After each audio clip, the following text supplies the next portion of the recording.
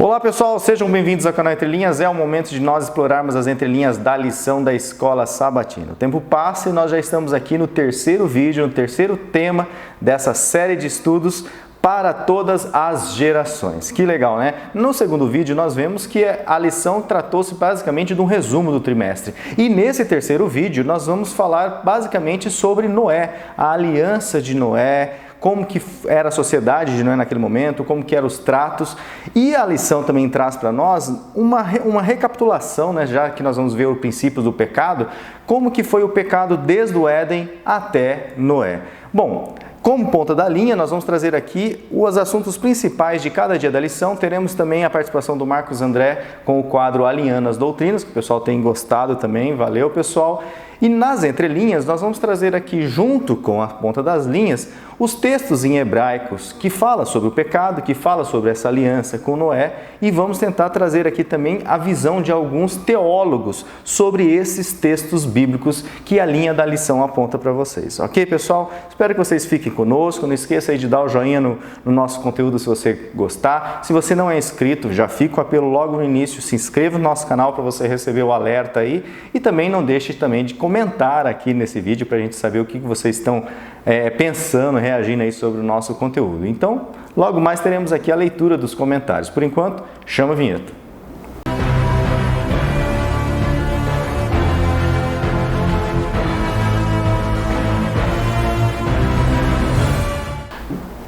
Bom, pessoal, antes de nós então entrarmos aqui na nossa doxologia, no tema da nossa lição, com oração inicial e tudo mais, temos aqui os comentários. Nós estamos gravando essa lição já no sábado à tarde, onde nós lançamos o vídeo às 6 horas da manhã no sábado. Então temos alguns comentários aqui e a gente aproveita esses. Se vocês comentarem depois da gravação do vídeo, a gente responde lá na plataforma, ok? A Evelyn Horton, faz tempo que a nossa amiga Evelyn não comenta, ela diz assim: oi, querido irmãozinhos, não consegui no meu celular. Aí ela falou o seguinte: esperneei e meus netos me ajudaram. Espero não perder mais a lição. Feliz sábado. Netos, né, da irmã Evelyn Horton, ajudem ela, tá? Para que ela curta o conteúdo, para que ela acesse sempre a lição e comente aqui conosco, ok? Rogério Alves Rodrigues, que Deus abençoe e proteja sempre vocês. Feliz sábado. Obrigado, Rogério. É isso aí, que Deus nos proteja, todos nós. Esmeralda Viana, né, minha sogrinha querida aqui marcando presença. Bom dia, meninos. Mais uma lição maravilhosa e bem explicada por vocês. Obrigado e bom sábado. A minha sogrinha participou, a gente teve uma semana de oração aqui, a Semana Santa, e a minha sogrinha participou todas as noites. Vocês estão convidados a conferir a Semana Santa, foi bem legal, num formato totalmente novo. Está no canal no YouTube da IASD Central CM de Campo Mourão, ok, pessoal? Confira lá, né? Uma ideia aí para a igreja de vocês, para quando tudo der um lockdown aí geral, ficou bem legal. Rogério Bartolomeu, ele diz assim: feliz sábado, amados, obrigado por mais essa recapitulação maravilhosa. Valeu, Rogério, pelo elogio. Na ponta da linha, entre linhas, me auxiliaram demais. Sempre levo essas raízes hebraicas para enriquecer o estudo que fazemos em nossa igreja. Valeu, Rogério. E o Rogério Bartolomeu dá aqui umas dicas, né? Umas indicação aqui, uma sugestão de entrelinhas aqui, tá? O pessoal falou: ó, nós lemos, vamos preparar alguma coisa e futuramente a gente traz aqui, ok? Ari Oliveira, Shabbat Shalom. É isso aí, Ari, obrigado, feliz sábado. Lierson dos Santos diz assim: hashtag fomos até o fim. Ótima aula, meus irmãos, e que esclarecimento do Ricardo. Que Deus continue a abençoá-los com um bom entendimento da sua palavra. Amém. Lígia e Lierson de Parnamirim, Rio Grande do Norte. Nossa, muito obrigado a Lígia e o Lierson. Estão comentando todos os vídeos. Eu queria de uma maneira especial lhe agradecer, né, por vocês se esforçarem tanto e estarem comentando. Isso é muito importante para o canal, né? Como a gente tem visto, né, o canal tem ganhado aí em visualizações, ganhado em inscritos, ganhado em minuto de audição, né? Ou seja, agora a gente tem 19 minutos em média de pessoas que ficam realmente ouvindo o vídeo inteiro, graças, né, ao envolvimento de todos vocês, ao like, à inscrição, aos comentários. Então, mais uma vez, obrigado, Lígia e Lierson, pelo esforço aí. A Maria Lúcia também sempre comentando conosco, ela diz assim: bom dia, feliz sábado, muito feliz por estudar a lição 2, principalmente porque tenho aprendido muito com vocês, amando a nova lição. Parabéns, a gente fica muito feliz, viu, Maria, com esse tipo de comentário. Essa é a nossa oração, esse é o nosso pedido sempre, que Deus use esse ministério Entre Linhas para que as pessoas se deleitem cada vez mais, para que as pessoas tenham essa alegria, esse prazer de ficar falando sobre a palavra de Deus, estudando a palavra de Deus, que o estudo da palavra de Deus seja algo muito gostoso.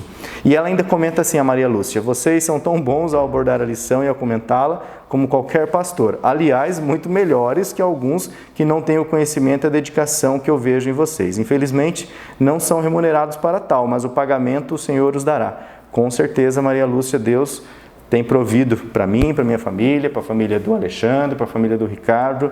Então, assim, a gente não é pastor, mas como eu falei no vídeo anterior, não somos pastores, sim. Nós somos pastores, aí o pastoreamento do Entre Linhas, pastoreamento aqui da nossa comunidade. Obrigado pelo comentário. Claudinei Vasconcelos: feliz sábado para os amigos Entre Linhas. Feliz sábado, Claudinei. Lígia Santos: feliz sábado, irmãos. Uma das lições mais esclarecedoras que eu assisti. Hashtag fui até um fim. Compartilhamos também. A Lígia Santos comenta, ela compartilhou, tá? Isso é muito importante. O alinhamento de doutrinas com o irmão Marcos também foi muito bom. E finalizando a reflexão do Ricardo, muito pertinente neste momento, quando o povo que se diz de Deus parece tão distante da aliança de amor em Cristo Jesus. E a Evelyn Horton comentou há 10 minutos atrás, pessoal, deu tempo aqui da gente ler o comentário dela, cheguei até o fim. Evelyn, muito obrigado, você assistiu o vídeo inteiro, esses vídeos entre linhas, ainda não são aqueles vídeos mais de 2 horas e meia, né? A gente agora está em torno de 1 hora e pouquinho, tá bem light, né, pessoal? Nosso muito obrigado pelo envolvimento no canal, pessoal, isso é muito importante para nós. A gente fica muito contente em ler os comentários, ler o feedback de vocês e ler que esse material está sendo, né, útil para todos vocês aí aprenderem, estudarem, e que bom que Deus tem usado essa obra e essa obra tem chegado até vocês. Muito obrigado, viu, pessoal? Bom, vamos avançando então agora sim. Eu chamo então o nosso amigo aqui, o Marcos André. Vamos ver se ele já apareceu aqui, ó. O Marcos André, que ele já revelou, né, no vídeo que ele não é pastor. Que legal, né? Já vai conhecendo um pouco de cada um. E ele inicia então o estudo dessa lição com uma oração e já faz o alinhamento com uma doutrina bíblica. Então, parceiro Marcos, agora é com você. Olá, amigos do canal Entre Linhas, mais uma semana estamos nós aqui estudando juntos a Palavra de Deus. Muito obrigado a você que vem semanalmente até aqui prestigiar esse canal com a sua audiência, com a sua curtida, também com os seus comentários. Nós ficamos muito gratos porque esse trabalho realmente é feito para fazer diferença para você. E se você está aqui nos ouvindo, está aqui participando conosco, significa que realmente esse canal tem atingido o seu objetivo. E como temos feito sempre, eu convido você a orar comigo nesse momento para pedirmos a orientação de Deus. Vamos orar? Santo e bondoso Pai, muito obrigado, Senhor, porque mais uma vez o Senhor nos recebe na Tua presença. Nós podemos sentir, Senhor, que o Senhor tem guiado esse trabalho, o Senhor tem nos guiado para que possamos, Senhor, de alguma forma influenciar outras pessoas para se aproximarem um pouco mais do Senhor, para cada dia mais ter interesse pelo estudo da Bíblia, também pelo estudo da lição da Escola Sabatina. E nesse momento, mais uma vez, nós te pedimos, Senhor, que o Senhor abra o nosso entendimento para que possamos compreender com clareza aquilo que o Senhor tem a nos falar hoje. Nós te pedimos por cada família, cada pessoa que nos assiste e te pedimos, Senhor, que em cada lar haja a Tua presença e que a Tua presença possa trazer em plenitude todas as outras coisas que nós necessitamos. Nós te pedimos isso em nome do nosso Senhor e Salvador Jesus Cristo. Amém. Muito bem, amigos, esse é o quadro Alinhando as Doutrinas, aquele quadro que nós sempre trazemos uma das doutrinas que aparecem nas entrelinhas da lição. A lição dessa semana ela trata sobre uma aliança universal, uma aliança com toda a humanidade, uma aliança com todas as gerações. E essa é a aliança de Noé, uma aliança que é muito importante para que a gente possa compreender o pacto de Deus com toda a humanidade, visto que quando Noé saiu com a sua família da arca, só existiam eles na terra, né? Então Deus fez um pacto com Noé e com a sua família, um pacto que era com toda a população da terra, com todos os seres humanos da terra naquele momento, né? Assim como o pacto feito também com Adão e Eva. E eu gostaria de tratar nessa semana sobre a nossa doutrina número 9, que trata da experiência da salvação. Por que eu quero tratar dessa doutrina dentro desse contexto? Porque na segunda-feira o autor pede para a gente ler Gênesis 6, verso 9, e destacar algumas características de Noé. Por exemplo, Noé era homem justo, íntegro e andava com Deus, né? Ele deixa aqui já essas características, o que elas significam, né? E nós podemos pensar que no meio daquela geração corrupta, Noé ele tinha essas características em si mesmo. E por isso Deus chamou a atenção de Deus para que Deus pudesse fazer um pacto com ele e não com os demais, né? Na verdade, o que nós podemos ver aqui nesse texto, né, se nós lemos um verso antes, e o próprio autor da lição pede para a gente ler o verso 8, que fala que Noé recebeu graça, ou seja, Noé foi justificado. Então, essa justiça, essa integridade, essa comunhão com Deus, da qual a Bíblia está falando que Noé tinha, ela é atribuída. Ela não é uma comunhão própria, mas ela é atribuída. E todos nós, quando somos salvos pela graça, nós recebemos as atribuições, essas mesmas atribuições. Somos declarados justos, íntegros e passamos então a andar com Deus. Então isso foi uma resposta de Noé à graça de Deus oferecida a ele gratuitamente, né? E é uma resposta que os demais não responderam da mesma forma, né?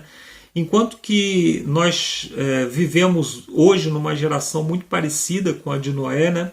E muito parecida em vários aspectos. Por exemplo, nós hoje vivemos numa época tão corrupta quanto a de Noé, ou quase tão corrupta quanto a de Noé, né? Porque se fosse tão corrupta quanto a de Noé, Deus já teria derramado o seu juízo. Mas Deus levantou naquela época um grande sinal, uma grande construção, a arca, né? Que todos poderiam ver de onde quer que estivessem. Assim como hoje também ele levanta um grande sinal em que qualquer pessoa da terra hoje está observando. Deus ele está falando da mesma forma como falou com Noé. Naquela época havia um esfriamento espiritual e a aliança é uma restauração, é um ato de Deus para restaurar, para reavivar o seu povo, né? E esse esfriamento espiritual pode estar acontecendo conosco hoje também. E para que a gente possa compreender como que Deus age para nos trazer de volta, para nos resgatar de volta, eu gostaria de destacar um texto que está lá em Lucas no capítulo 24, a partir do verso 13. Naquele mesmo dia, 2 deles estavam a caminho para a aldeia chamada de Emaús, distante de Jerusalém 60 estádios, mais ou menos 11 quilômetros. Iam conversando a respeito de todas as coisas sucedidas. Aconteceu que, enquanto conversavam e discutiam, o próprio Jesus se aproximou deles e ia com eles. Os seus olhos, porém, estavam como impedidos de o reconhecer. Então, a primeira coisa que eu gostaria de destacar aqui é o fato de que Jesus não os abandonou. Jesus esteve com eles mesmo enquanto eles se afastavam. E eles, mesmo que eles não pudessem reconhecê-los, ele estava ali. Então, muitas vezes, quando nós estamos nos afastando, esfriando espiritualmente, nós às vezes nem reconhecemos que um irmão que foi enviado para falar alguma coisa, uma música, uma oração, alguém que está trabalhando pela nossa salvação de alguma forma, foi enviado por Deus. É Jesus ali tentando nos resgatar, né? Então Jesus ele não abandona aqueles que estão esfriando. Então, se de alguma forma você está se sentindo frio espiritualmente, a gente vê como que nesse período de isolamento, como que caem os acessos aos vídeos da lição da Escola Sabatina. Isso é um diagnóstico para a gente ficar preocupado, né? Como que as pessoas se interessam menos pelo estudo da Bíblia nesse período, né? Então, mesmo que você não reconheça Jesus Cristo, ele está agindo, né? Então nós precisamos também ser Jesus Cristo para outras pessoas e falar com as pessoas que estão se afastando, mandando um vídeo, mandando um link, mandando uma mensagem, mesmo perguntando: irmão, como é que você está? Como é que está a sua comunhão? Né? Isso é muito importante para a gente. O outro aspecto ele está a partir do verso 17, que diz assim: então lhes perguntou Jesus: que é isso que vos preocupa e de que ides tratando à medida que caminhais? E eles pararam entristecidos. Um, porém, chamado Cleopas, respondeu dizendo: és tu o único, porventura, que, tendo estado em Jerusalém, ignoras as ocorrências desses últimos dias? Ele lhes perguntou: quais? Explicaram: o que aconteceu a Jesus o Nazareno, que era varão, profeta, poderoso em obras e palavras diante de Deus e de todo o povo.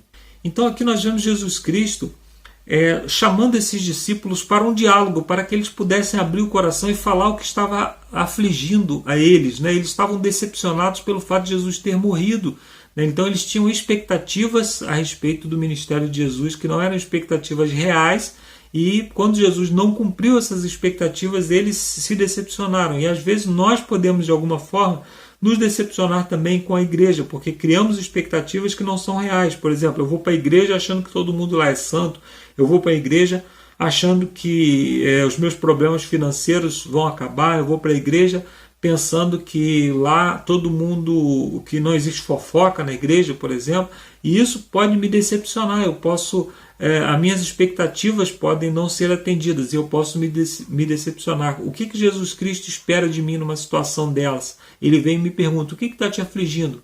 Isso é um chamado à oração, mas não aquela oração mecânica que nós fazemos: Senhor, muito obrigado por isso, obrigado por aquilo, o dia foi ruim, a gente fica agradecendo. Não, ele está nos chamando para uma oração sincera, para falarmos sinceramente sobre aquilo que está nos afligindo. Então, se nós queremos ter um reavivamento espiritual, nós precisamos ter consciência de que Jesus Cristo está perto de nós, tentando nos resgatar, e ver os sinais que Ele vai deixando ao longo do caminho.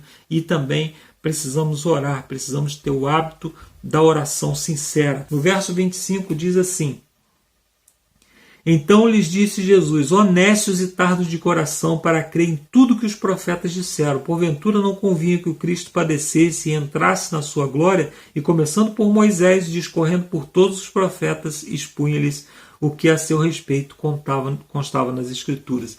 Então aqui Jesus Cristo chama os discípulos para um estudo bíblico.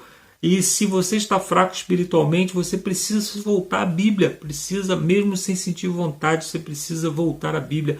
Quais são as questões que estão te afligindo? Volte à Bíblia para poder descobrir, e assim como Jesus fez, passando por Moisés, pelos demais profetas, e com base no seu próprio ensino, no próprio ensino de Jesus, ele vai expondo àqueles discípulos tudo o que estava acontecendo. Então, nós encontramos aqui mais um aspecto desse tratamento, né, homeopático de Jesus para que trouxesse os discípulos de volta, né? E a partir do verso 28, nós temos um outro aspecto que eu gostaria de destacar. Olha só o verso 28. Quando se aproximava da aldeia para onde ia, fez menção de que passaria adiante, no caso Jesus, né? Quando se aproximavam da aldeia para onde iam, fez ele, no caso Jesus, menção de que passaria adiante. Mas eles o constrangeram, dizendo: fica conosco, porque é tarde e o dia já declina. E entrou para ficar com eles. E aconteceu que, quando estavam à mesa, tomando ele o pão, abençoou, e tendo partido, lhes deu. Então se lhe abriram os olhos e o reconheceram, mas ele desapareceu da presença deles. Aqui tem dois aspectos muito importantes que eu gostaria de destacar. O primeiro é o fato de que Jesus Cristo fez menção de que passaria adiante, ou seja, a decisão final de continuar com Cristo ou não, tomar um caminho diferente, ficou na mão deles, né? E é um momento que Jesus sempre vai nos chamar a tomar essa decisão. Ele pode ser que ele esteja chamando você a tomar essa decisão agora, me chamando para tomar essa decisão agora. O outro fato muito importante que nós precisamos destacar aqui é o fato de que eles só reconheceram Jesus quando chamaram Jesus Cristo para entrar na casa deles, quando comeram com Jesus. Ou seja, nós, por mais que tenhamos teologia, por mais que conheçamos todas as técnicas da teologia, todos os aspectos teológicos, conheçamos a Bíblia de capa a capa, se nós não chamamos Jesus Cristo para fazer parte do nosso dia, em todos os aspectos, nas nossas decisões diárias, Jesus Cristo não faz sentido nenhum para a gente. Foi aí que eles perceberam que as palavras, a Bíblia, ardia o coração deles. É assim que a Bíblia ganha sentido, quando Jesus Cristo passa a fazer parte das nossas pequenas decisões, até mesmo as palavras que nós vamos usar para falar com as outras pessoas. E no verso 33 a 35, eles voltam para Jerusalém para testemunhar de que Jesus Cristo estava vivo, de que eles haviam tido um contato com Jesus. Aqui nós encontramos o tripé da comunhão, o tripé da vida espiritual, que está baseado no estudo da palavra, na oração e também no testemunho. Se nós queremos manter a nossa fé viva, nós precisamos testemunhar Jesus, nós precisamos orar e buscá-lo através da sua palavra. Que Deus nos abençoe e que esse testemunho possa fazer com que você realmente sinta Jesus Cristo agindo na sua casa, na sua vida, de maneira que realmente as palavras de Cristo possam arder o seu coração. Eu termino aqui a minha participação e volto no final com a nossa oração. Um abraço e até daqui a pouquinho.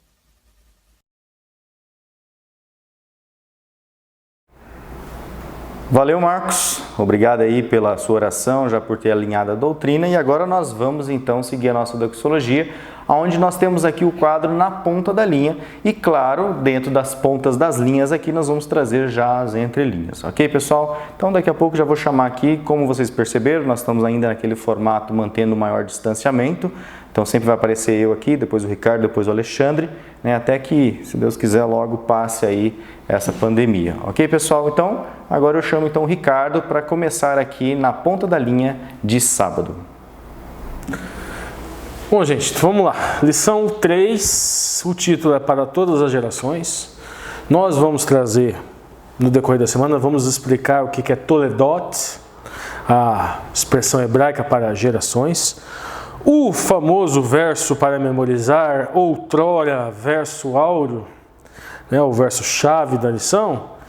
Se fosse igual a escolinha de escola sabatina na infância lá, ele seria um verso daqueles que a gente ganhava estrelinha bem fácil, né, gente?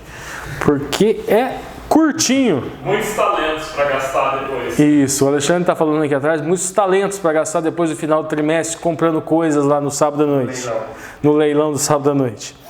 Tá, vamos lá, gente. Então, Bereshit 6,8 fala lá: porém, Noé encontrou favor aos olhos de Deus. Essa tradução da linha está a favor. Mas, outras traduções, e eu prefiro essas outras, falam: Noé, porém, achou graça aos olhos de Deus. É mais fácil, inclusive, para fazer a linkagem com a justificação pela graça, que o autor da lição, de certa forma, faz, não enfatiza tanto, mas ele vai fazer também lá na lição de segunda-feira e na lição de domingo. A expressão hebraica para a graça, eu já vou adiantar agora, é ren, e eu vou explicar melhor no decorrer da semana também. Então vamos lá, gente. A lição de sábado, o autor da lição, ele vai construir, melhor dizendo, uma alegoria. Ele vai construir uma alegoria com as bactérias, com a reprodução das bactérias. Ele vai falar o seguinte, gente, que as bactérias, elas se reproduzem de tal maneira que, vamos dizer assim, que por fissão, né, vamos dizer assim, é uma forma de reprodução, em 24 horas ela poderia se produzir mais ou menos 10 bilhões de bactérias. Em 48 ele já fala em 48 bilhões, né, um crescimento exponencialmente alto. E ele faz uma alegoria desse crescimento exponencial das bactérias com a corrupção em razão do pecado ter entrado pelo mundo. E ele fala que o dilúvio é um método ou mecanismo encontrado por Deus, método de contenção deste crescimento do mal ou dessa degradação da sociedade e da natureza também, em razão da entrada do pecado no mundo. Bom, gente, como o autor da lição propôs uma alegoria com bactérias, então a gente pode também introduzir um elemento novo nessa alegoria aqui e falar que o dilúvio seria como se fosse um antibiótico. Um antibiótico para sanar essa contaminação bacteriana que o mal ele colocou no mundo. A lição do sábado ela é bem simples e depois ela também traz uma questão do resumo da semana. O que o pecado fez com a criação, que de certa forma a gente já vem respondendo essa pergunta nas lições anteriores. Quais eram as características de Noé, algo mais específico, nós falamos na semana passada de forma mais genérica. Quais são os elementos da aliança de Noé? A graça foi revelada na aliança de Noé. E você veja como aquele reparo que a gente fez com relação à tradução do verso áureo, né, gente? Noé encontrou graça aos olhos de Deus melhor do que encontrou favor, até para responder essa pergunta. O que a aliança de Deus fez com a humanidade depois do dilúvio ensina sobre o amor universal por nós. Então vamos agora para a lição de domingo. E a lição de domingo nós temos um caminho bem árduo, um caminho bem tortuoso. Vamos lá. Então o domingo fala sobre o princípio do pecado. Na ponta da linha, Ricardo.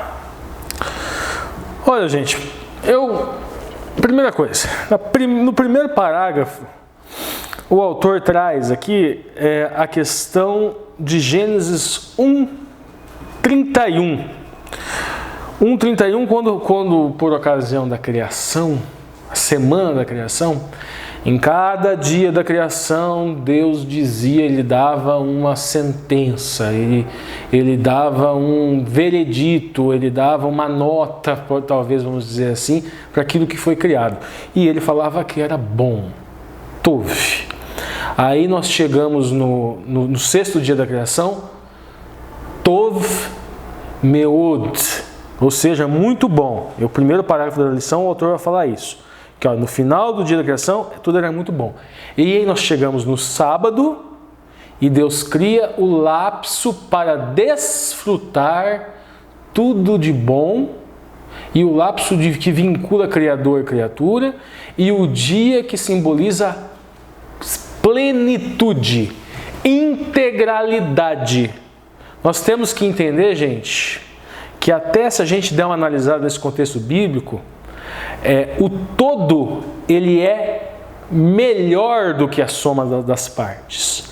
No primeiro dia da criação, ele disse Deus, haja luz, e houve luz, e Yehi, or, vai ri, or, disse Deus, haja luz e houve luz. E depois ele fala que aquilo era bom, luz é bom, ok, mas a luz do sol isolada é uma coisa, a luz do sol iluminando um oceano, iluminando um jardim, iluminando a face daquele ser criado, iluminando a face da esposa amada, ou seja, aquela luz vermelha do pôr do sol, é muito melhor.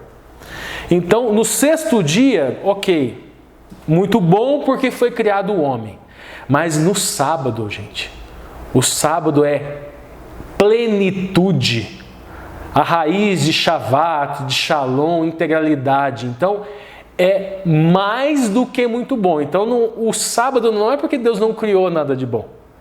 O sábado é o dia para o deleite de tudo que há de bom. O Criador com a criatura se deleitam na criação pura, perfeita e, obviamente, boa. Tov. Então, no sétimo dia da criação, dizer que não foi criado nada de bom é uma inverdade. No sétimo dia da criação é o dia da completude e da conexão de tudo que há de bom.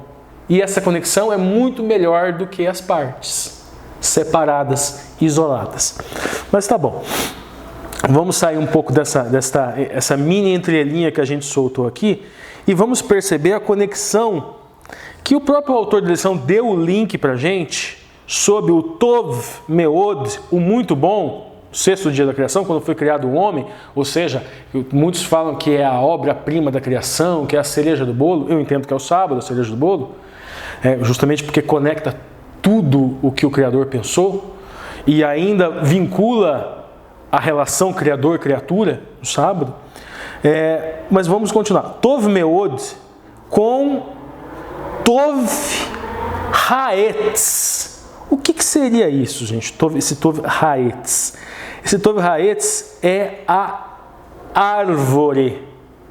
A árvore do conhecimento do bem e do mal. Quando Eva viu aquela árvore que estava no meio do jardim, ela olhou e viu que aquela árvore era Tov, boa para os olhos. E daí o autor da lição, gente, ele vai pedir para a gente seguir um percurso que vai do Gênesis 3:6 até o Gênesis 3:6:5.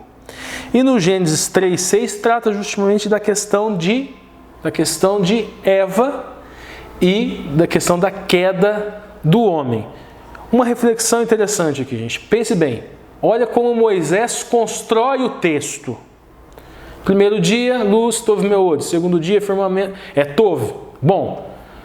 Segundo dia, firmamento, bom. E vai lá, terceiro, quarto, quinto, sexto, Tov Meod. Sábado, completude. E aí Eva olha a árvore do conhecimento do bem e do mal e aos olhos dela era boa.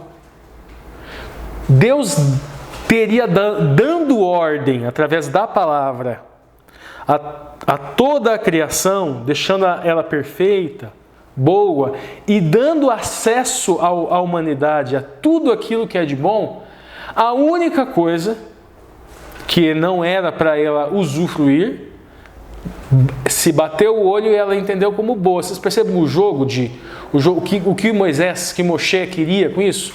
Tove, da semana da criação, e o olhar enganoso de algo que não era bom, mas que é bom. Nos dias de hoje, isso é muito comum. O inimigo, ele não vai apresentar algo para te afastar de Deus que não tenha uma ilusão de bondade. E às vezes até esta ilusão, ela não é nem tão difícil de ser enxergada. É algo que é nítido, mas a pessoa não quer enxergar. Ela não deseja enxergar. Vamos lá, gente. Então vamos seguir agora por esses versos aqui. Antes de eu seguir, tem uma passagem aqui de Ellen White, que o autor, leia Ellen White, Patriarca dos Profetas, né? Ele vai falar o seguinte, que as transgressões e rebeliões eram claramente algo que nem mesmo um Deus amoroso, paciente e perdoador poderia tolerar. E daí a pergunta, como coisas ficaram tão ruins tão rapidamente? Talvez não sejamos difícil encontrar essa resposta. Quantas pessoas hoje, ao examinarem os próprios pecados, tudo bem. Aí vai falar, não perguntam o mesmo, como as coisas ficaram extremamente ruins de modo tão rápido? E a gente já começou a responder a pergunta. O ser humano, Eva efetivamente, gente, ela foi enganada. E hoje em dia o ser humano é enganado por aparência de coisa boa. A aparência do mal, ela não é tão perigosa quanto a aparência do bem. Ou é bem, ou é aparência de bem. A aparência de bem é que o mal está vestido, ele está produzido, ele está maquiado. E às vezes a gente confunde. Aquele pastor, sabe aquele pastor? Olha, aquilo lá, ele pecou. Olha, a aparência do bem. Não é isso. Aquele pastor, aquela pessoa que pecou, aquele ser humano que pecou, é um indivíduo falho que comete pecado igualzinho você na sua casa, só que ele não é uma pessoa pública. Não é uma pessoa pública, que os pecados deles se espalham e servem de armas para atacar ao homem, às vezes até a instituição. Ele é pecador igualzinho Paulo era pecador, igualzinho Adão era pecador, igualzinho Noé era pecador, mas entretanto existe uma graça. A aparência de bem é quando a pessoa transmite um outro evangelho, transmite uma mensagem que não é a mensagem da boca de Deus. A aparência de bem é quando vem um falso profeta e marca data para fim de mundo, marca data para a volta de Jesus, marca data para dia 30 dia 30 do mês passado ia acabar o mundo, as pessoas iam cair. Isso é a aparência de bem, é quando um ser humano ou até mesmo uma instituição deturpa a palavra de Deus. Isso é a aparência de bem. Não é a falha de um indivíduo. Olha, Davi adulterou com Betseba. Olha lá, ele não é nosso rei. Não, ele continua sendo rei. Mas ele falhou. Está ocupando um posto. Agora, aquelas pessoas que Deus falava, vocês devem se subjugar à Babilônia, vocês vão ficar apenas 70 semanas. E daí o profeta, não, porque Deus é o Shaddai, Deus Todo-Poderoso, lá nos tempos de Jeremias. Isso é a aparência de bem. Eles pegam uma mensagem que é bonita, não se aplica àquele momento, porque Deus está falando outra coisa, em um outro momento, e ao seu bel prazer maqueiam, modificam, transmutam a palavra de Deus. Às vezes justificando coisas dantescas, utilizando a boca de Deus. Isso é aparência de bem. É isso que aconteceu com Eva. Ele se apresentou como uma serpente linda, mas não deixava de ser uma serpente. Nos dias de hoje, muitos cristãos estão sendo enganados por serpentes. Você vê a astúcia da serpente e você se nega a acreditar na peçonha, no veneno que está ali por trás. Você foi seduzido, você foi enganado. Ou às vezes você se identificou, porque você gosta de peçonha. Mas vamos lá, vamos continuar. Vamos verso por verso agora. Vamos seguir os versos, senão a gente demora muito. Primeiro verso, Gênesis 3:6. E vendo que aquela árvore, aqui Eva, que nós já falamos, então a gente não vai se deter muito nesse verso. E vendo que aquela árvore, lembra, trazendo uma entrelinha aqui, gente, essa expressão ela significa árvore, madeira, mas ela também significa conselho. Então, fazendo uma extensão, uma interpretação alegórica, não que a história não seja real, ela aconteceu literalmente. Quando a gente aplica o método Pardês, a gente parte do literal e vai para o alegórico, mas primeiro a gente trabalha com o literal. No alegórico, esse conselho. Então, de certa forma, ela viu o conselho, árvore, era bom de se comer, era agradável aos olhos, segundo ponto. E o terceiro ponto, desejável para dar entendimento. Tomou o fruto e comeu, e deu também ao seu marido, e ele comeu.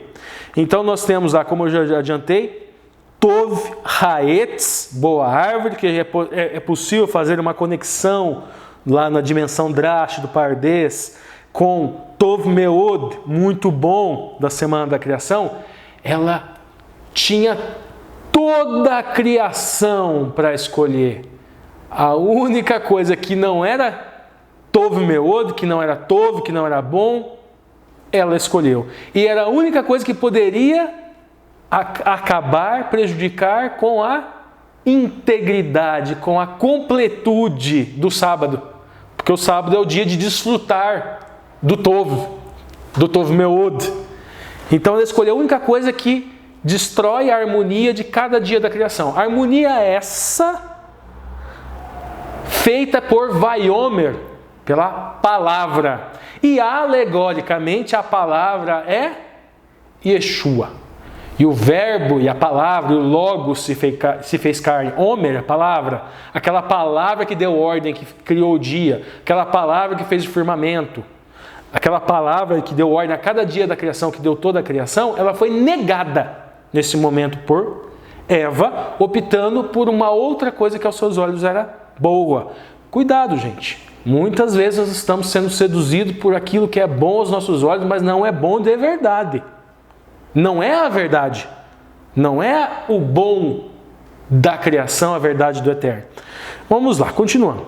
Temos um comentário de Albert Barnes, que ele faz a seguinte questão.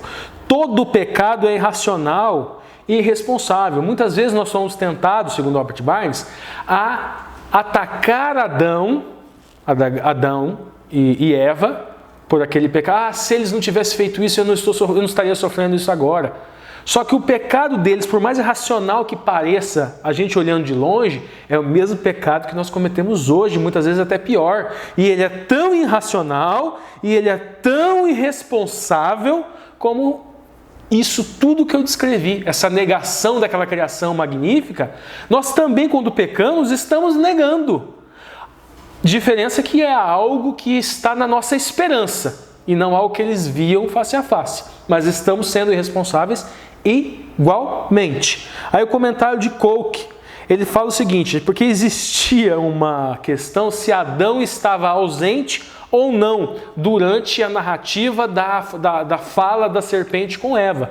Coisa que basicamente hoje, principalmente no meio, não existe. Mas na época de Thomas Koch existe. Ele fala o seguinte, Adão estava ausente. Mas o que eu quero destacar de Koch é algumas reflexões. A primeira reflexão, que particularmente eu não concordo com ele fala o seguinte, que Satanás se aproveitou que Eva era mais fraca do que Adão. Não sei bem qual é a base dele para falar isso, mas tudo bem. Eu prefiro um outro raciocínio que linka a segunda reflexão que ele faz, acaba chegando no mesmo lugar sem dizer que Eva era propriamente mais fraca. Fala que, segundo ponto, reflexão do Koch, que Eva estava sozinha. Então o que eu acredito? Eles foram criados, Eva foi criada de Adão, a partir de Adão, da costela de Adão, literalmente eles eram um. E quando o homem procura uma mulher, é para que eles sejam como se uma só carne fossem. Uma vez que Adão e Eva, literalmente, vamos dizer assim, e até alegoricamente, Eva foi criada da costela, então o casamento é como se voltasse, vamos dizer assim, um símbolo alegórico daquilo que foi a criação. Então veja bem, separar Adão de Eva para enfraquecê-los, porque enquanto unos, enquanto marido e mulher, eles eram mais fortes. Então, por exemplo, Satanás não faria isso num sábado, porque além de marido e mulher estavam juntos, eles estavam juntos com a harmonia da criação e juntos com Deus. Então, no sábado não seria, provavelmente um outro dia da semana. E um dia da semana ao qual ele percebeu que ela estava sozinha. Ou seja, um alvo mais fácil. Atacar o casal seria mais difícil. Então, um pouco diferente do que Coco fala. E por fim, Coco fala o seguinte, que Eva estava perto da árvore, observando. Ou seja, de certa forma, ela flertou com a queda. Se já tinham ouvido da boca de Deus que não era para se alimentar daquela árvore, gente, não chegue nem perto. Tem muita coisa no jardim para usufruir, lá não presta, não vá. Mais ou menos assim. Se você sabe que o cigarro vicia, não coloca o primeiro na boca. Vamos lá, gente, vamos seguir. Depois a gente tem um comentário aqui de Calvino. Calvino, ele vai citar Paulo em Romanos 5,12 e 1 Timóteo 2,14, falando o seguinte, que o pecado de Adão, diferente do pecado de Eva, foi um pecado consciente. E ele cita Calvino ainda, que ele começa a falar assim, tá, mas e que pecado seria esse? E ele cita Agostinho, falando que Agostinho fala que esse pecado seria o orgulho, a questão do querer ter o conhecimento de bem e do mal, assim como Deus, semelhante a Deus. Tá, mas o Calvino acrescenta, ele fala que tem um detalhe a mais que ele próprio acrescenta, que é a questão da incredulidade. Porque foi dito, se comerdes desse fruto, certamente morrereis. Mas eles desacreditaram na palavra de Deus no sentido que ele ia morrer, e a desobediência, desobedeceram a mitzvah, desobedeceram a ordem, desobedeceram o davar, a palavra, o homer, desobedeceram a boca de Deus. E a palavra criadora que criou tudo de bom. No momento em que eles desobedeceram a palavra criadora, desobedeceram o Criador, deixaram recair sobre ele tudo aquilo que era contrário ao Criador. É a negação do Criador. Seguindo, negaram a palavra, negaram tudo aquilo que se dizia que era de bom. Agora vamos lá, vamos para o próximo. Gente, nós depois de Gênesis 11, 13. E daí já faz um salto histórico, Vários detalhes no livro do Gênesis, né, de Adão até Noé, ficam na nossa dedução lógica especulativa. Nós, inclusive, aqui antes do canal, nós viajamos assim de forma absurda. O Alexandre falando do dilúvio com relação a uma teoria, um livro do Naor, sobre a questão das bactérias, como era o nível de bactérias antes do dilúvio, depois do dilúvio, sobre as placas tectônicas, como se foi o dilúvio, um bolsão de ar que saiu das placas, foi até as alturas, talvez tivesse uma cobertura de gelo, não, ou seja, nós criamos várias questões de dedução lógico-especulativa em razão dessas lacunas que existem. Eu quero uma entrelinha que eu vou trazer aqui. Não é tudo aquilo que a gente falou, porque na verdade é muita coisa, não teria tempo, precisaria de um vídeo só para isso, mas a diferença é o seguinte, é preciso que a pessoa tenha a consciência do que é aquilo que foi revelado na palavra e do aquilo que é deduzido a partir da palavra. Esses espaços que a gente procura preencher com dedução lógica especulativa, quando você sobe num púlpito, você fala. Isso o texto não me permite desvendar, não me foi revelado de forma literal e clara. Eu apenas posso deduzir, e a dedução é minha. A dedução não é de Deus, a dedução é minha. É lúdico, é bonito, mas as pessoas não usam, alguns têm essa responsabilidade no púlpito, outros deixam para o JA. Mas independente, se é no púlpito, se é no sábado de manhã ou se é no JA, que está cada vez mais raro pelo Brasil afora, deve-se deixar clara a diferença. Vamos seguir. Gênesis vai falar o quê? Vai falar sobre... continua falando sobre Adão e Eva, 11, 12. Quem te mostrou nu? Pergunta se eles comeram da árvore do conhecimento do bem e do mal. E agora a gente começa a extrair coordenadas para a gente construir uma dedução forte, inclusive, que não é nem especulativa, mas é uma dedução forte, lógica, no sentido de trazer elementos de como foi essa degradação. E é isso que o autor da lição quer, que você construa um raciocínio dedutivo, lógico dedutivo, aqui, e buscando esses elementos. Então vamos lá. O Thomas Coke, quando ele lê aquela parte que fala assim, Adão fala, foi a mulher que o Senhor criou, ela me deu de comer e eu comi. Aí depois Eva, foi a serpente que o Senhor criou. É muito comum, primeira dedução que a gente faz é o quê? Eles estão jogando a culpa em Deus, de certa forma, para se justificar. Thomas Coke fala o seguinte, que um dos elementos do pecado que começou a se introjetar é ingratidão. Dissimulação, acrescento eu, covardia. Jogar a culpa, no caso Adão joga a culpa em Deus, porque olha, foi você que criou. Então, desconta um pouquinho a minha culpa. Tira um pouco aí da minha culpa. Foi você que criou, então o que eu fiz não é tão horrível. Você errou junto comigo, mais ou menos está querendo dizer isso. Mulher, não bota a culpa em mim não, bota a Buda nela. Bota nela a culpa. Já está procurando o quê? Um bode expiatório. Sem muita delonga, gente, como é o plano de salvação? Não tem um bode expiatório, né? Tem um cordeiro que expia os pecados e tira o pecado do mundo, que é Cristo.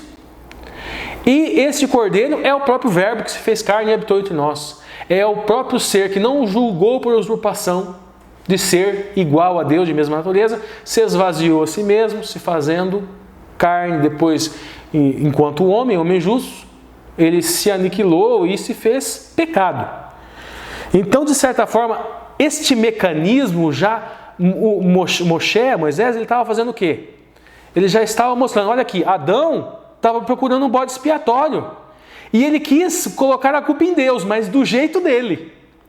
E depois colocar a culpa na mulher, mas do jeito dele. E o plano de salvação é diferente. O plano de salvação existe expiação de pecados. Mas isso daqui não era arrependimento. Isso aqui era remorso, é a diferença de Judas e de Pedro. Os dois cometeram pecado do mesmo jeito, do mesmo tamanho. A diferença é que no caso de Pedro gerou arrependimento, no caso de Judas gerou culpa. Essa é a diferença. Seguindo. Aí depois nós vemos o quê? Mulher que desce comigo. Já falei. Agora a gente parte para outro, Gênesis 4, 5. Vai falar de Caim. Irou-se, no caso, a expressão aqui hebraica é hará, que significa aborrecer-se, encolarizar-se. Fala que caiu o seu semblante. Essa é a expressão idiomática. Caiu o semblante de Caim. A expressão nafal significa cair, mas é uma expressão tão forte que às vezes ela é aplicada por ser morto em batalha. Essa expressão do cair à face de Caim, render-se, assentar-se. E por que Caim se irritou? Eles trouxeram ofertas, trouxeram minha.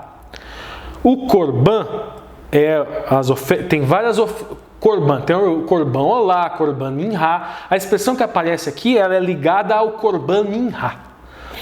Mas tudo bem, o detalhe é o seguinte, korban é uma palavra que se denota aproximação.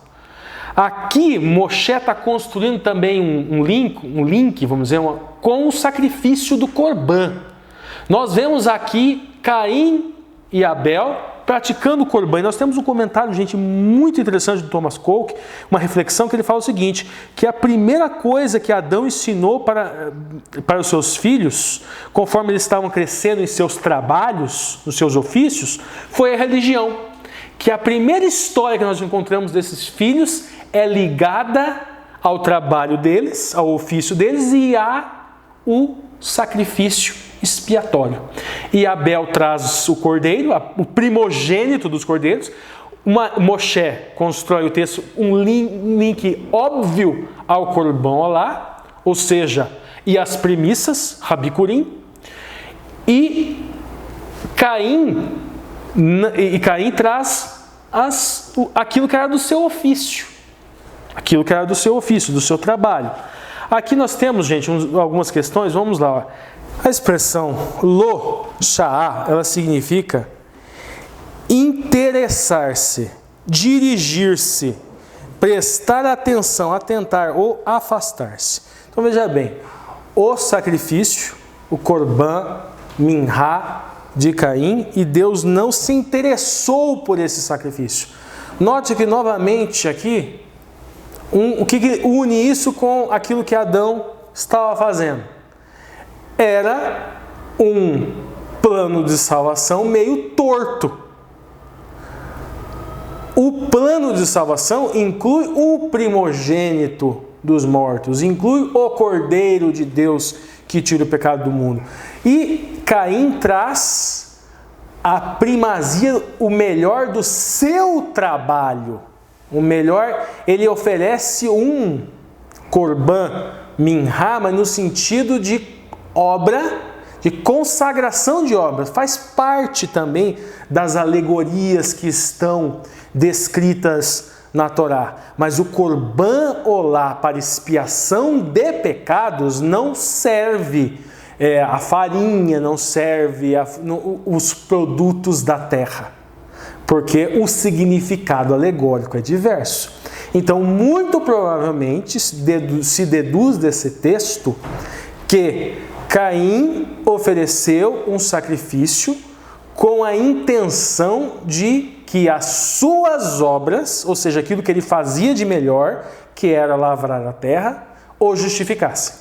Enquanto Abel trouxe o primogênito do cordeiro, que alegoricamente traz a vinculação com o Messias judaico, e nós entendemos que Jesus é este Messias. Vamos lá, continuando. Então, agora nós temos o próximo ponto, o comentário aqui de Coke. Novamente, quais seriam, então, as características desse pecado aqui? Novamente, uma deturpação do que é o plano de salvação, que nós só deduzimos que Adão e Eva já deveriam ter algum tipo de luz, que viria alguém, que viria um redentor, que iria salvar, e já deve ter sido dado algum tipo de luz com relação a como seria o sacrifício, alguma simbologia desse sacrifício, pensando também que Moisés escreveu o Pentateuco.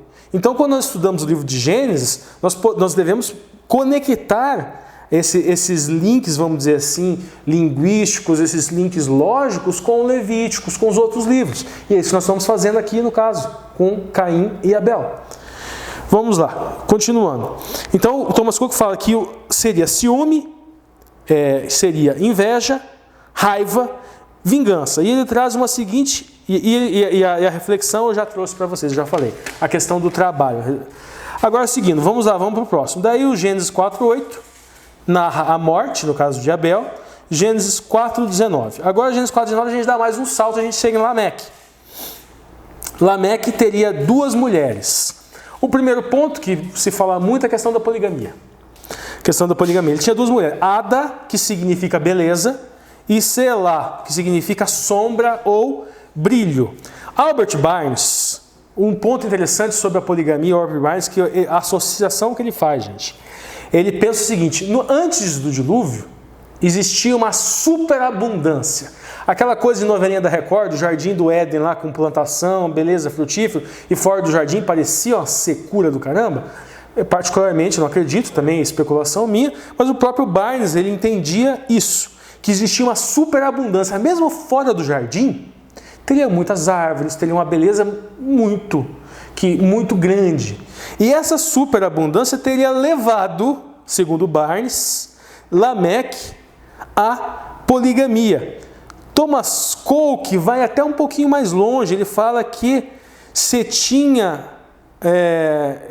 que é possível deduzir que Lameque tinha usado de força sobre outro homem. E ele cita o Dr. Delaney, ele fala que alguns entendem isso, que Lameque teria usado força sobre outro homem para tomar a mulher de outro homem. Adam Clarke, ele fala o seguinte, que aquele ato de Lameque, projetando na poligamia, teria revertido a ordem de Deus quando ele fala em homem e mulher se unam. Então, aqui nós temos Adam Clarke dizendo que seria também uma negação ao verso anterior, que falava homem e mulher se unam como uma só carne. E Calvino, que traz um detalhe também, eu acho que é o mais interessante de todos. Ele fala o seguinte, que Lameque talvez tivesse o desejo de aumentar a sua família. Como era uma época que pelo texto a gente deduz que era uma coisa de clãs, então um clã com maior membros da família seria um clã que tivesse mais força. Então seria uma tentativa de Lameque de adquirir mais força com um clã maior, um clã mais forte. E o Calvino também enfatiza aquela questão de violar a mitzvah de homem e mulher se unam para uma só carne. Aí a gente segue agora para o 4:23, estamos na antepenúltimo versículo, que fala o seguinte, que Lameque mata um homem. Só que pelo texto, gente, a gente percebe que assim como Adão e Eva, um tentando jogar a culpa no outro, vendo o plano de salvação de uma forma equivocada, agindo de uma forma contrária ao plano de expiação, assim como Adão e Eva tentaram buscar um bode expiatório em outro homem, ao invés de no Cordeiro expiatório, em Cristo, o Cordeiro de Deus que tira o pecado do mundo. E nós vemos também no caso de Caim, que buscou se aproximar do Eterno, buscando perdão de pecado, de uma maneira equivocada, trazendo as suas obras. Agora aqui Lameque da mesma maneira. Ele está tentando simplesmente se eximir das consequências, não há arrependimento, não segue todo o processo do plano de salvação. E a gente vê o seguinte, o Calvino traz um comentário também muito interessante, gente, que ele fala o seguinte, que o Lameque, ele queria legitimar a legítima defesa, ele estava querendo dizer que ele fez aquilo porque alguém o feriu. A gente tem aqui a intenção de descrever, que Moshe escreveu isso com a intenção de descrever a ferocidade desse homem, que teria se enfurecido com o castigo de Deus. A gente tem Albert Barnes que fala a mesma coisa, no sentido que ele estaria se justificando nos seus próprios atos, e não num cordeiro, e não no cordeiro que tira o pecado do mundo. Não, eu fiz isso, mas eu fiz isso porque ele me feriu. Se Caim não pôde ser morto, eu também não posso ser morto. Se quem matar Caim 7 vezes será castigado, quem me matar 7 vezes 7. Ou seja, ele está preocupado em limpar a sua barra. Totalmente diferente do plano de salvação que é descrito alegoricamente no livro de Levíticos. No Vaikra, a gente pode fazer essa comparação quando vê o Gênesis e essa evolução que o autor da lição colocou muito bem aqui. O Schofield, ele traz essa mesma questão, essa questão da legítima defesa. E o Calvino, um ponto interessante, uma entrelinha aqui, ele fala de uma fábula judaica que ele chama de tola, que narra essa história da seguinte maneira. Diz que Lameque, ele era um caçador cego, e diz que um jovem, ele o conduzia. E numa dessas caçadas, Caim estaria escondido, e o jovem, de certa forma, o ludibriou, o enganou, e ele atirou uma flecha em Caim, e matou a Caim pensando que era um animal. Aí ele quando ele descobre que era um homem, aí ele castiga o seu guia o seu castiga e mata lá o seu guia. E de certa forma vingou-se. Esse é apenas o entre linha. Vamos voltar agora para a penúltimo versículo. É o Bereshit, né? O Gênesis 6, 2, que fala que os filhos dos homens e os filhos de Deus, que eles coabitaram, vamos dizer assim. E o comentário de Calvino, ele fala que Moisés ele traz essa palavra e ele deduz que isso seria uma maneira de ressaltar que a luxúria reinou no povo antediluviano. A gente vai para Robert Benson e John Wesley, que desenvolvem o seguinte raciocínio: os filhos de Deus seriam os antediluvianos fiéis, notadamente mais identificável na posteridade de Sete, ou seja, a genealogia do filho de Adão, Sete, os chamados setistas. E os filhos dos homens seriam os não fiéis, que também poderiam ser profanos, que poderiam ser mais encontrados na linhagem de Caim, ou seja, nos caimitas. As expressões hebraicas et benot ha-adam, filhos do homem, literalmente, e venei ha-Elohim, filhos de Deus. E as outras expressões, que tovat rená. Olha o tove novamente aqui, gente. Os filhos do homem, assim como Eva viu a árvore tove, ela boa aos seus olhos, esses filhos de Deus aqui viram as mulheres boas. A mesma expressão tove encontrada novamente aqui. E aquela ênfase, gente.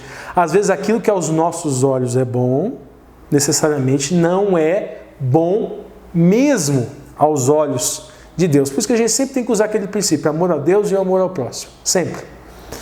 Para a gente conseguir, as lentes para a gente conseguir enxergar melhor isso, gente, é amor a Deus e amor ao próximo. Seguindo, agora nós vamos lá, gente, para Gênesis 6:5, o último versículo, até o 11. E a gente finalmente vai chegar aqui na questão da multiplicação da maldade.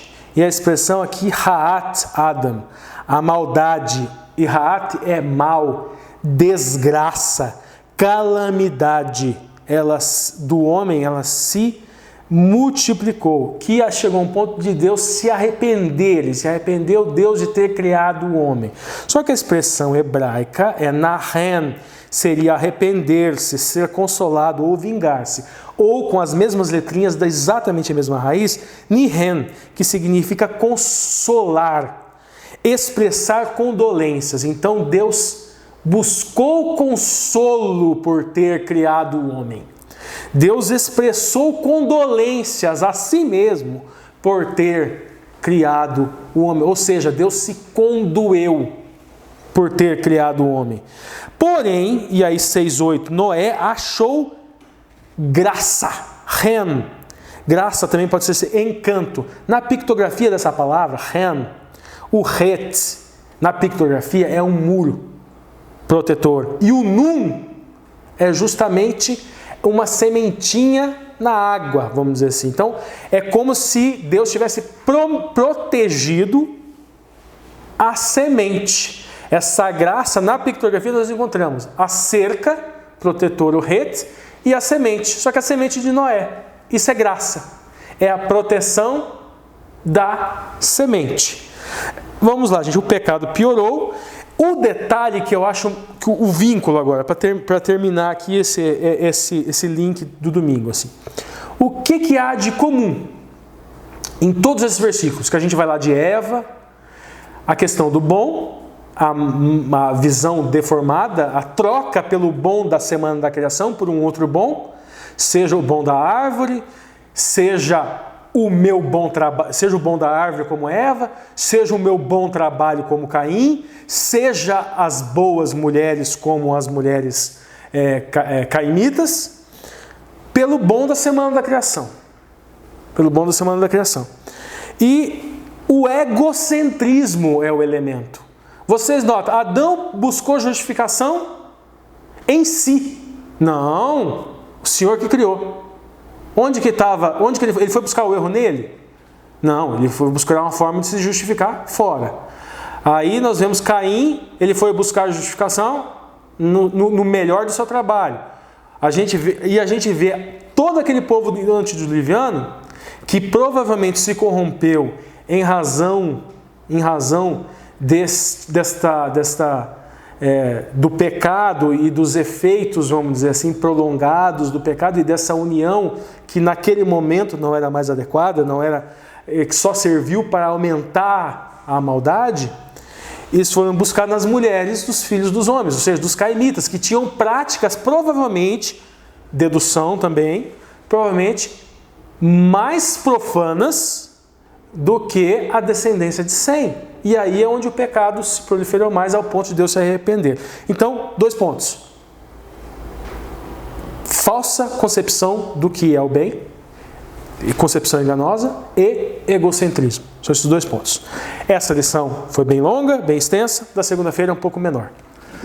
Na ponta da linha agora, de segunda-feira, que vai falar sobre Noé. O verso chave seria o Noé. Noé não, né? Seria Bereshit, seria Gênesis, seria Noá. Seria Gênesis 6:9. E a primeira coisa que se destaca aqui é a pergunta em cima de Gênesis 6:9.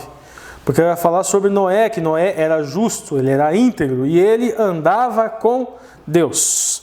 Então o primeiro ponto que nós vamos destacar aqui é o seguinte, gente. Vamos lá. Essas são as gerações de Noé. Noé, ele era um varão justo e reto em suas gerações. Noé andava com Deus. Gênesis 6:9. Então vamos lá. A primeira coisa que eu aqui, em suas gerações. Toledot. Toledot vem de toledar. Significa consequência, resultado, produto, nascimento. Criação, procriação, descendência. Significa história de um povo. Natureza, universo. Então veja bem,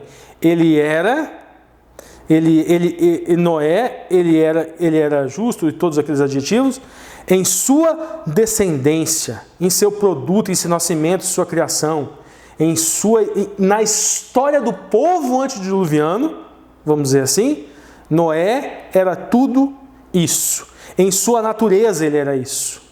Seguindo, a expressão homem justo é Ish Tzadik, seria justo, íntegro, reto, devoto, piedoso, temente a Deus, inocente, correto. Beleza. E a outra expressão é Ish Tamim, íntegro, perfeito, completo, sincero, honesto, ingênuo. Mas note, por que ele era tudo isso, inocente? Primeiro, tinha obviamente uma comunhão com Deus e provavelmente fazia parte dessa comunhão com Deus, lógico, especulativo, em razão da Torá inteira, em razão do sacrifício expiatório que ele fazia, diferente das falhas que nós encontramos lá desde Adão e Eva até Lameque e até esse povo que nós vemos até aqui.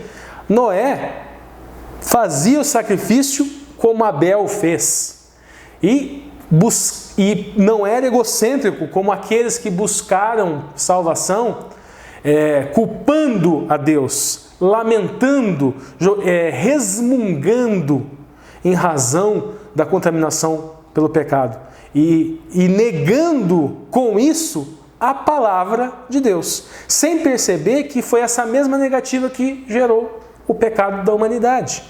Assim como Eva negou a palavra quando ouviu, achou que a árvore era boa, quando você peca e você sai por aí resmungando e reclamando para Deus, você está fazendo a mesmíssima coisa. Você está negando a palavra do mesmo jeito. E tudo isso é um negar a Jesus. Tudo isso é negar a Jesus, porque Jesus é a palavra. Vamos lá, seguindo. Aí nós temos um comentário de Thomas Coke, a questão do andou com Deus. Ele fala que Noé, 2 características de Noé que Thomas Coke dá, ele andava com Deus e ele era um pregador desprezado. Por quê? A mensagem dele... Vocês acham que no antediluviano, gente, não tinham mensagens se dizendo evangélicas no sentido de boa nova? Não tinham mensagens trazendo boas novas, mas de uma maneira equivocada, não como ela realmente era, distorcendo o que era bom, distorcendo tov, uma palavra que não era tov meod, uma palavra que era hatat, uma palavra má, disfarçada de coisa boa. Óbvio que existia. Scofield, ele faz o link da Noé com Enoque. E fala, veja bem, que Noé foi preservado do dilúvio na arca. E Enoque foi preservado do dilúvio em um arrebatamento.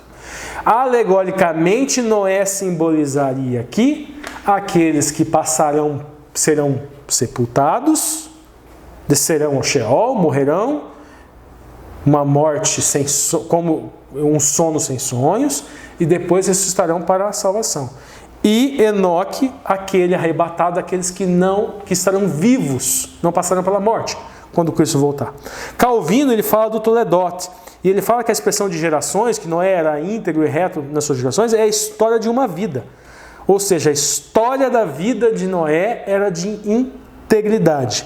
Wesley fala o seguinte, que Noé era perfeito. Por quê? Porque foi justificado por Deus. Porque como o próprio texto da Torá diz, o próprio texto do Gênesis diz, ele encontrou graça. A sua semente foi protegida. A semente de Noé, é semente de Sem, é semente de Abraão, é semente de Isaac, é Cristo. Por isso que foram preservados, a semente protegida. A expressão rihaler significa andar, mas também significa comportar-se, conduzir-se. Então, andar com Deus é ser comportado junto com Deus. Se conduzir como se Ele estivesse ao seu lado. E nós temos na Torá a descrição de como isso é feito. O pecado, como que você se aproxima? Corban é a aproximação. Como você se aproxima de Deus? Você peca, seu sacrifício vai para o cordeiro, do cordeiro para o sacerdote, do sacerdote para o Mishkan HaKodesh, para o tabernáculo, depois para um bode, que é um bode Azazel.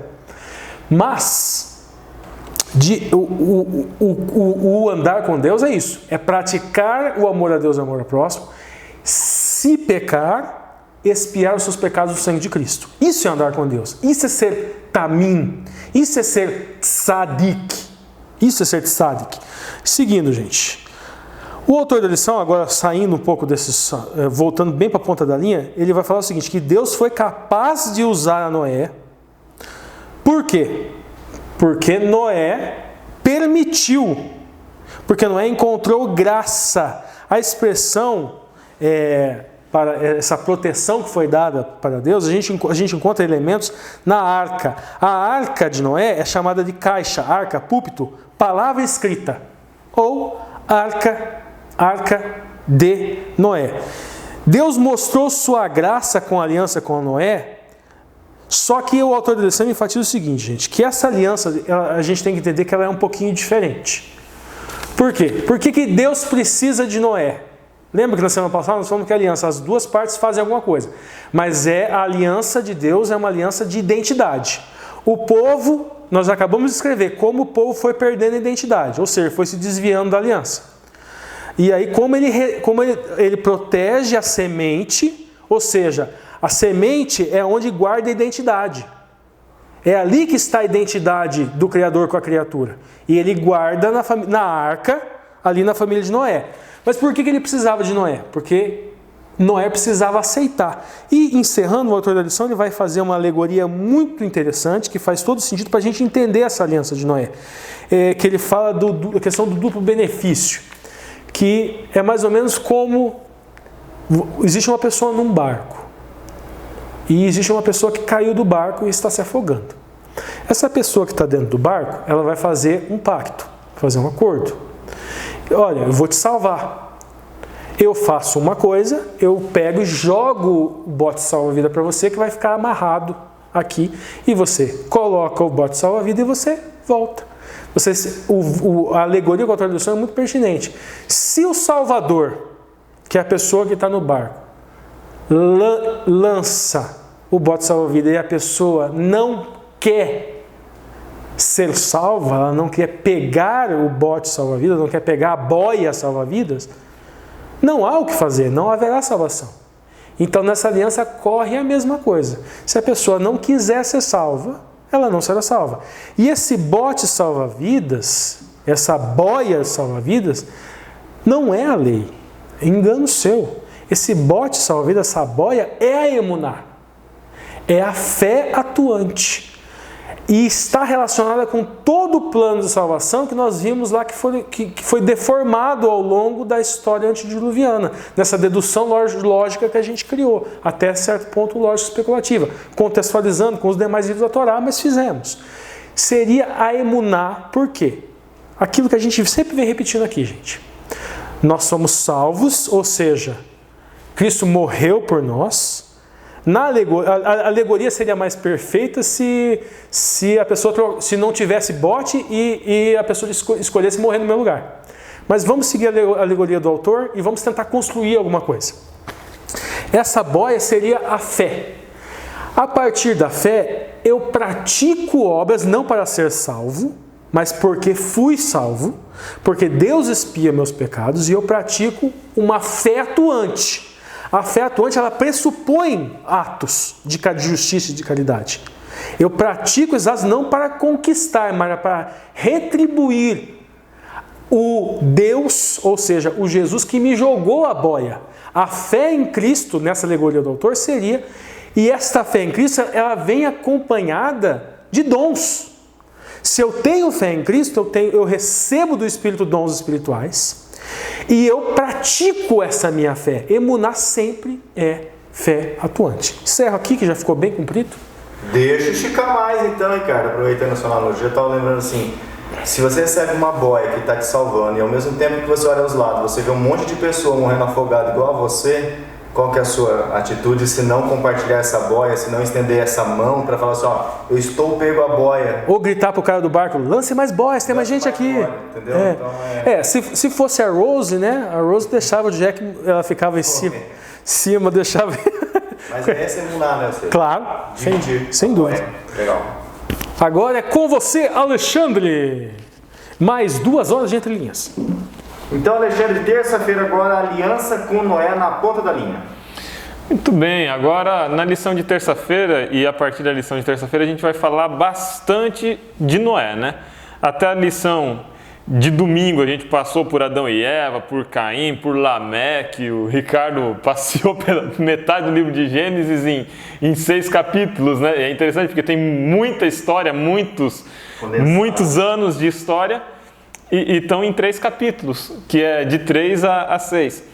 E aí, na segunda-feira a gente entra na lição falando de Noé, né?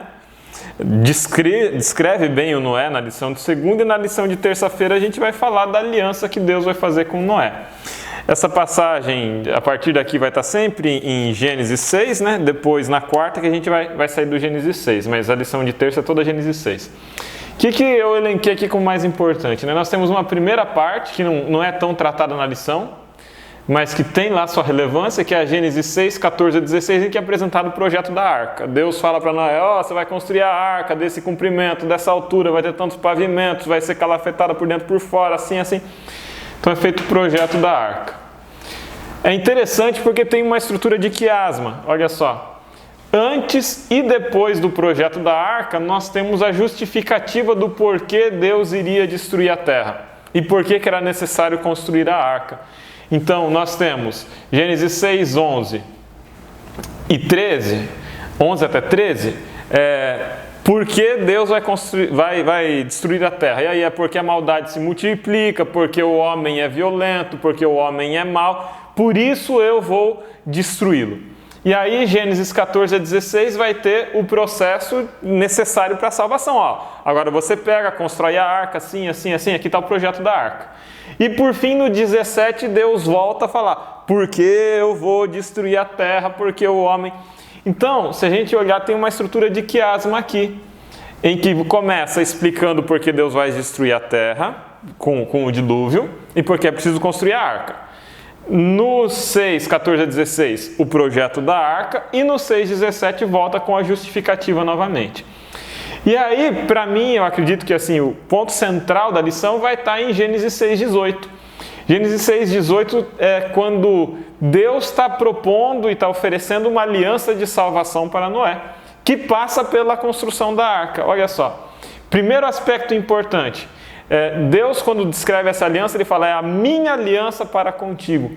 Então é algo que Deus está oferecendo como possibilidade de salvação e resgate para Noé. Não parte de Noé, mas parte de Deus. Como a gente já falou isso nas lições passadas, né?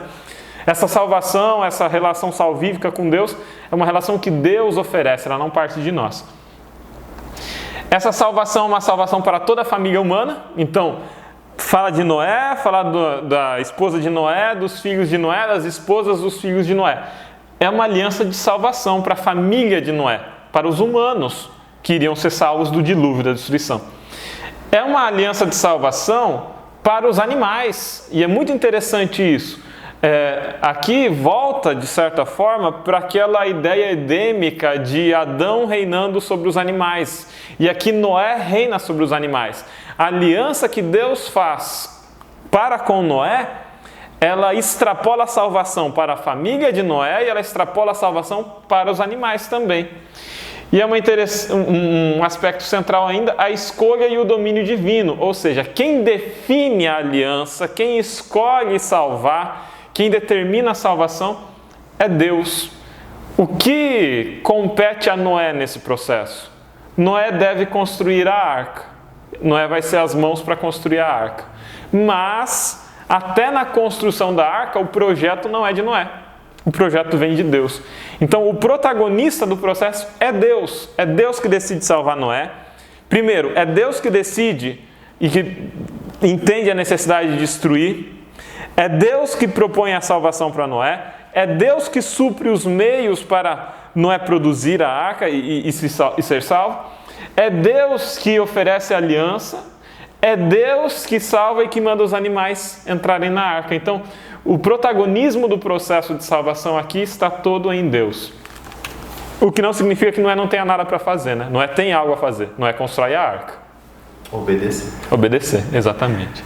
Quarta-feira, o sinal do arco-íris na ponta da linha, Alexandre. Legal. E esse é um aspecto interessante também. Por quê? Se a gente fosse ver em termo cronológico, a lição de quinta estaria antes da lição de quarta.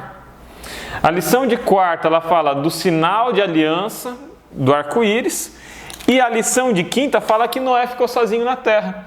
Então, olha que interessante. A gente tem na lição de quinta, Gênesis 7, 23, e na lição de quarta, Gênesis 9. Isso é um aspecto interessante, foi a escolha narrativa do autor da lição, né? E ele é interessante, então não é uma crítica, é só uma observação. O que a gente tem de Gênesis 9, 12 a 13 vai ser um firmar de aliança de Deus com a terra. Que aliança é essa? Deus promete que não vai voltar a destruir a terra com água. O evento do dilúvio foi um evento terrivelmente traumático, né? Os seres humanos saíram traumatizados, cada chuva que tivesse eles iam morrer de desespero. Eu imagino que os anjos e que o próprio Deus ficaram horrorizados e entristecidos com o nível da destruição. Se a gente vai para o livro Grande Conflito, no livro Patriarcas e Profetas vai falar que o próprio Satanás teve medo de ser destruído no momento do dilúvio. Então, percebe-se que o dilúvio foi um evento terrível.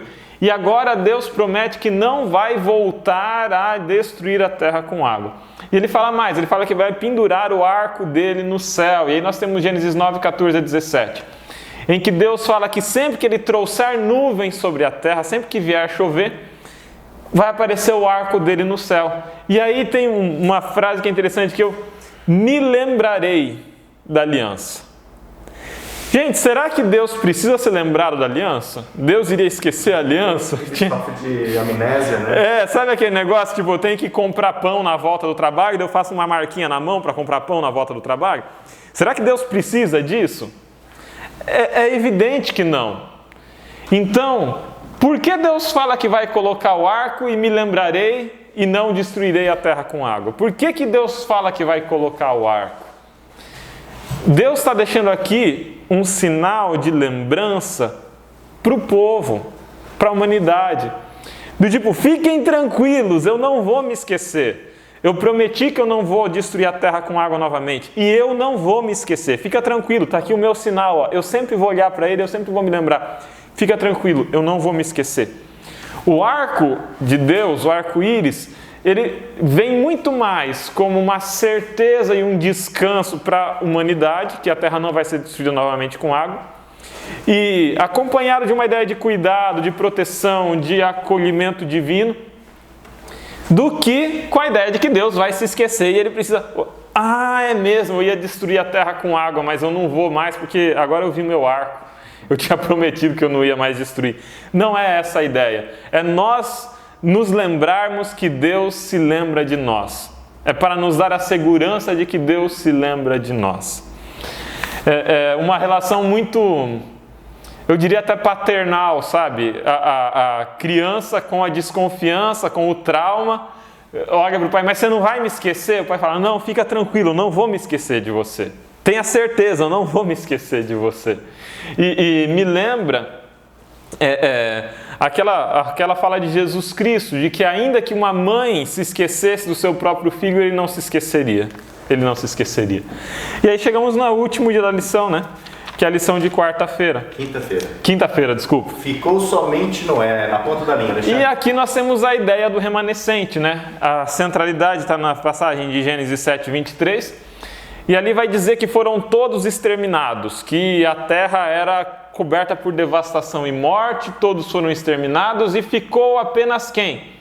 Aqueles que estavam com Noé. Tanto os animais quanto os humanos sobreviveram, aqueles que estavam com Noé.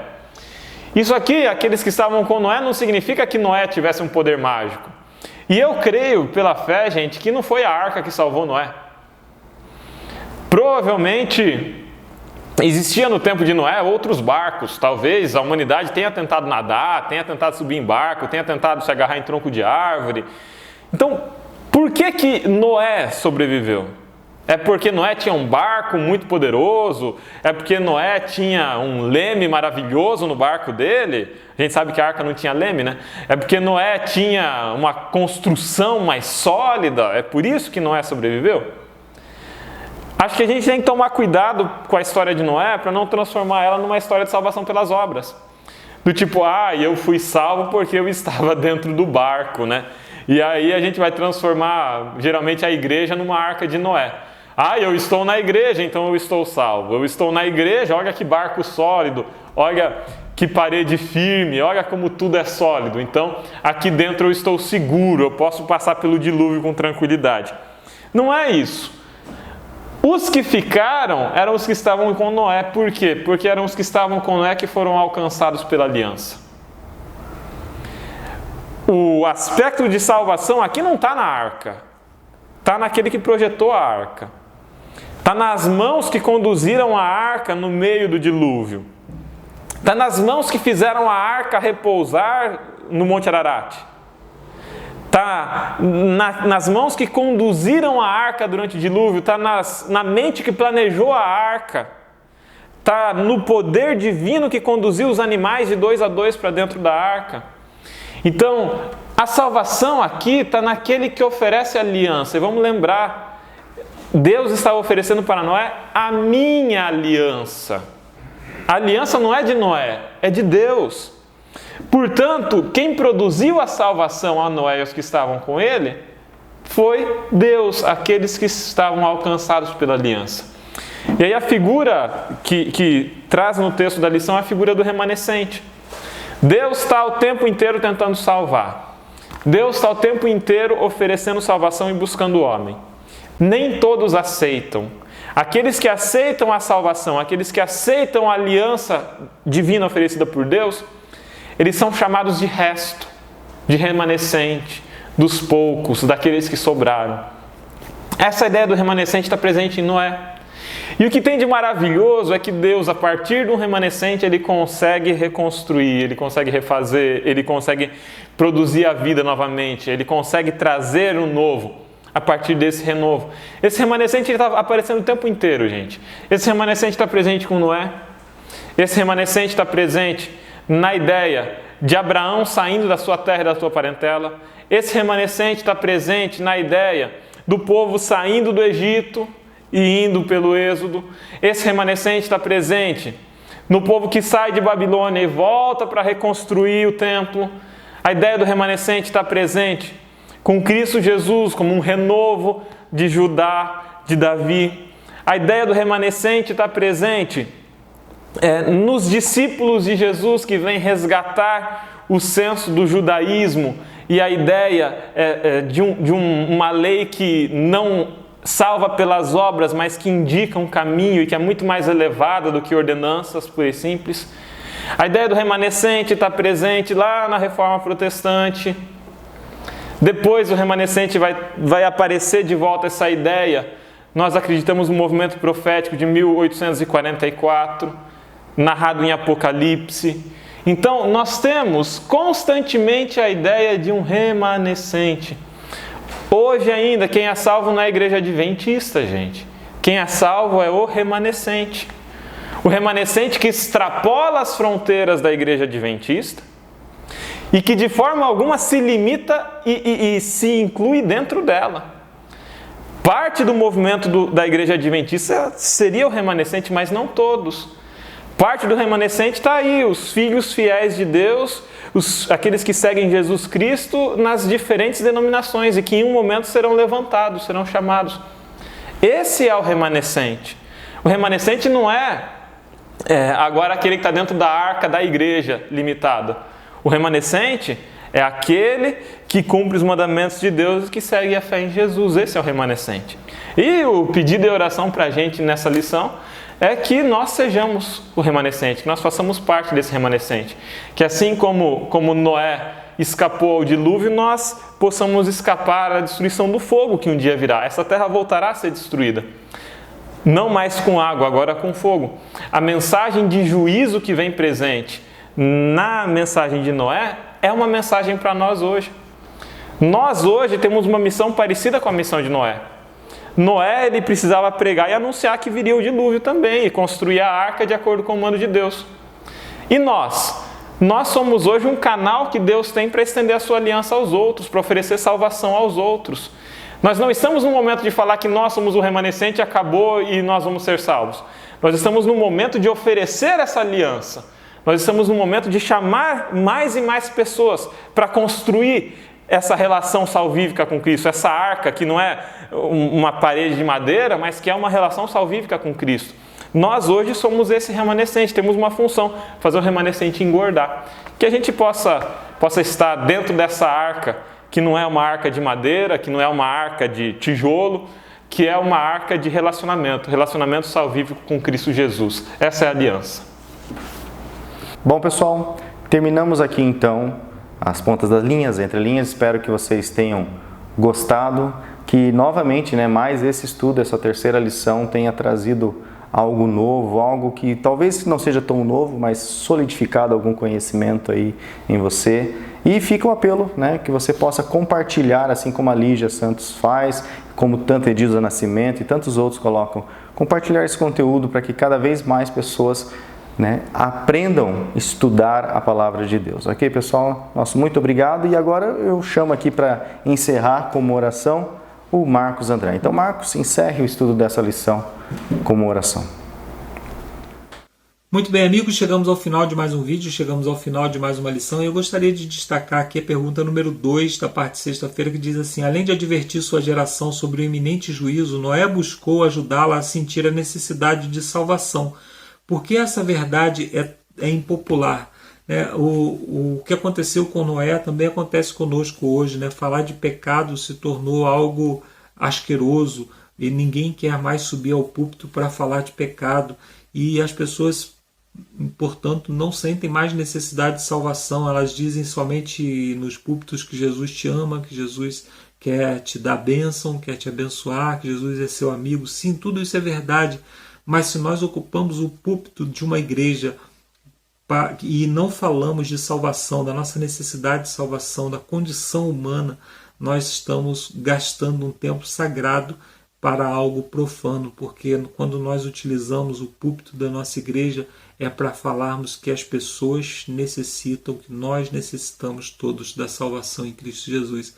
Cristo, ele deve ser o centro da nossa pregação. E a cruz de Cristo, ela testemunha da salvação, mas ela testemunha também da malignidade do pecado. Então devemos nos lembrar sempre, se você prega, se você fala das coisas que a Bíblia te ensina em público, seja através da pregação, através de uma lição de escola sabatina ou o que for, você precisa lembrar as pessoas de que sem Cristo elas estão condenadas. Eu convido você a orar comigo para encerrarmos essa lição. Vamos orar?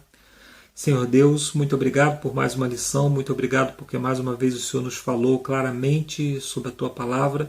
E nós te pedimos, Senhor, mais uma vez que o Senhor grave com o Teu Santo Espírito essas palavras no nosso coração. Salva-nos para o Teu reino, Senhor, nos liberta dos nossos pecados, da nossa condição pecaminosa, é o que nós te pedimos por Jesus. Amém. Obrigado, amigos, e até a semana que vem. Valeu, Marcos. Obrigado pela oração. Encerramos aqui, então, mais um vídeo nosso. Muito obrigado, pessoal. Não esqueça de comentar, não esqueça de deixar seu joinha, não esqueça também de se inscrever no canal. Caso você está aqui, conhecendo o Entre Linhas, se inscreva para saber quando que saem os próximos vídeos. E nos vemos, então, já no 4º vídeo dessa série de 3 estudos, a Aliança Eterna. Nos vemos até lá, pessoal. Espero que vocês estejam bem, que Deus esteja ao lado de todo mundo, consolando aquelas famílias que estão enlutadas, aquelas famílias que ainda não passaram por esses problemas, que continuem firmes, se Deus quiser, Jesus está voltando e aí sim nós teremos mais paz. Fiquem em paz, até lá, tchau, tchau.